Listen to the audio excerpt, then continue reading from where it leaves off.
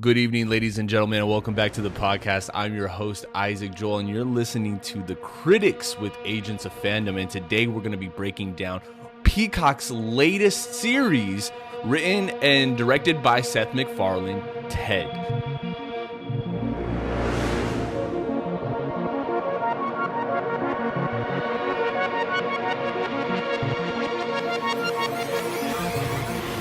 I kind of wish that they gave this series a different title, just something a little bit different, instead of it just being Ted. This series is a prequel to the original movie that came out starring Mark Wahlberg. There was two of those that were made, and when those movies came out at the time, they were big. At least the first one. That was one of those movies that you had to sneak into. At least for me, I was way too young to buy a ticket or for my parents to actually let me go and watch it. But that was definitely something that I was able to sneak into and experience and watch. And Seth MacFarlane, in my opinion, is a great director. I'm not an Orville fan or whatever that show is. I've heard great reviews. That's not really my cup of tea.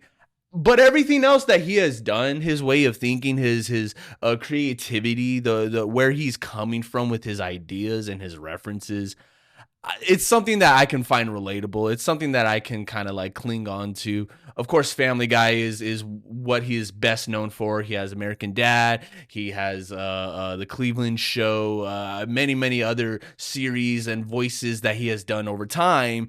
I personally am a fan of the only 3 movies that he's ever directed his entire life. That was it A Million Ways to Die in the West and Ted 1 and Ted 2. His work probably wasn't translating the way that the studio wanted to on the big screen, the way that it was so positively received on the smaller screen.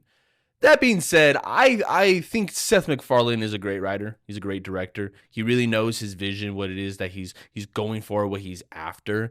I think he's found his niche. I think he's found what it is that he's so good at, and that's telling big stories in a small TV scale. I really think that this Ted series is a call back to television, to family sitcoms. I was a little skeptical about this series being made altogether. The images that came out were okay, but the CGI looked a little funky, the way that he was kind of comped in there and posted in there. The jokes weren't really landing. This is all trailer. This is all marketing. And so there's only so much that you can do when you're marketing an R-rated series, but it's television. You're trying to market it to a wider audience, to families and everybody, but it's also very explicit. So there's not a lot that we can show or tell or do with the marketing. And they don't do very much. They don't do much in terms of hey guys, this is the comeback of Ted. Ted is finally back and he's better than ever. This is him before he became all big and famous in the 90s, growing up with Johnny and all of the first time they smoked weed, the first time he met up with some hookers, the first time he's done this, that, or whatever have you. The show had a few eyebrows being raised by people. I don't think a lot of my friends or anybody was really excited about this. Nobody was coming up to me or talking to me about hey, Seth MacFarlane, Ted, nice. To me, this was a win. I was like, okay, fine. He got the deal. Let's make it happen. This took years and years for them to produce and to put together.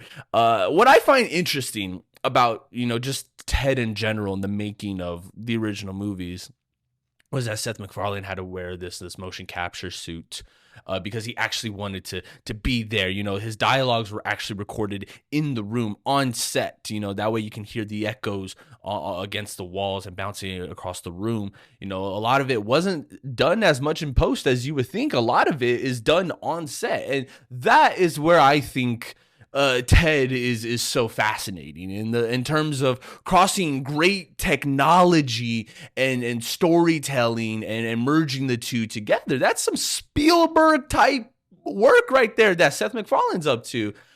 He's still voicing the teddy bear.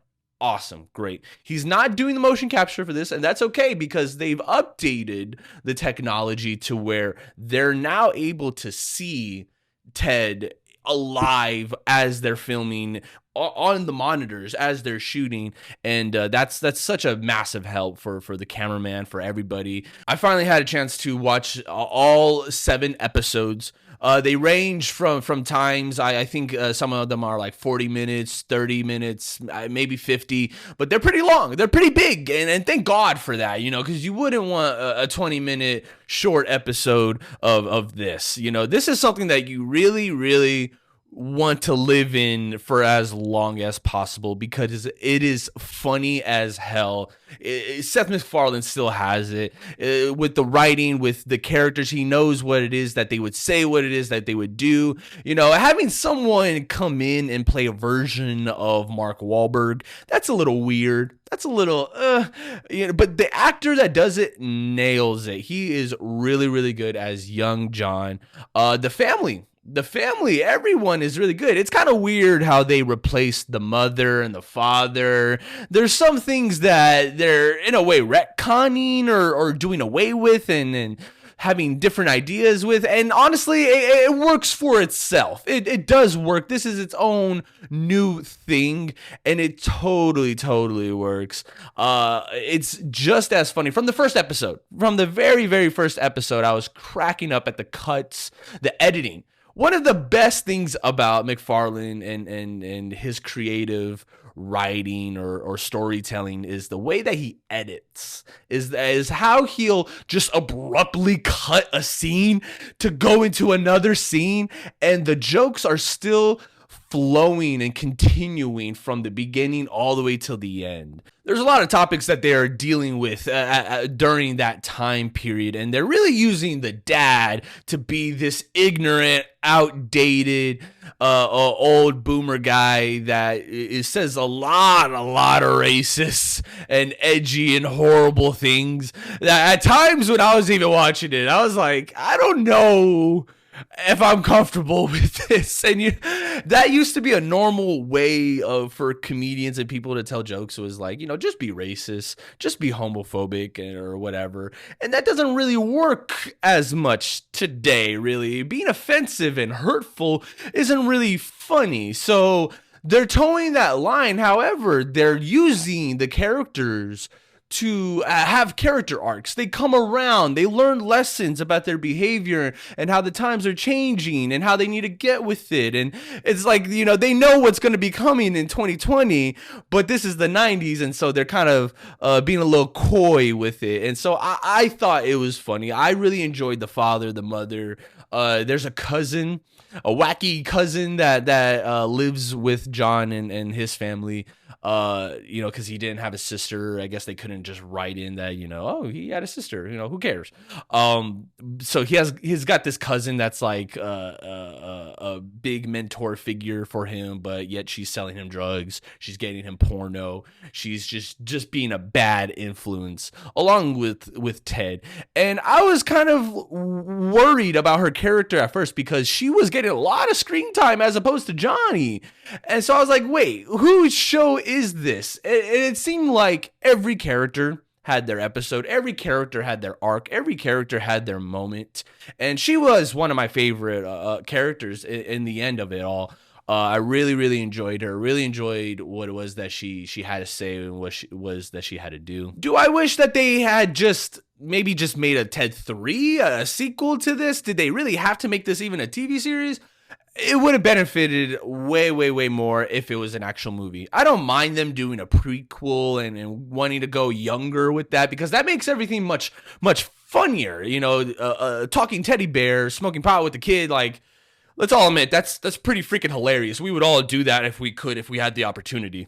Maybe send more press screeners. It seemed like nobody got a screener to watch this. Like, all the episodes just dropped and you just had to watch it, which is fine. If I gotta wait, till the day of to watch something, I'm gonna watch it irregardless. I would give this show, a 10 out of 10. It really is hilarious. It is very heartwarming and enjoying. It reminded me a lot of like Modern Family, of that 70s show. Just those really, really classic kind of family sitcoms, but are also very inappropriate at the same time to watch with your family. The ones that just push the envelope and maybe even starts a conversation in your household. I really think that this is one of those classic TV shows that I'm really glad that finally got made. Disappointed that it's over. They dropped all episodes and that's just it. Sayonara, folks. Hopefully we get a season 2. That probably won't even happen for a couple of years. Would we ever get a movie in the future? I highly doubt it. What does this mean for the future of Seth MacFarlane's career? I don't know. I just know that I like watching behind the scenes videos of him on set with like the headphones on and the headsets and his director's hat on backwards, telling people what to do, lining up shots. Like, dude screams director. The dude's got the chops. What do you guys think about all of this? Do you have plans on watching the series yourself? Let me know in the comments below or tweet at me at It's Isaac Joel and let me know what your favorite episode was from Ted. I'm going to say it probably was the fire truck coming to life episode. It was absolutely hilarious. What do you guys think about Ted, the Peacock series? All 7 episodes are available right now. You can go and watch it and let me know your thoughts. Tweet at me at It's Isaac Joel or comment below. I have been your host. As always, this has been The Critics with Agents of Fandom. I'll catch you next time.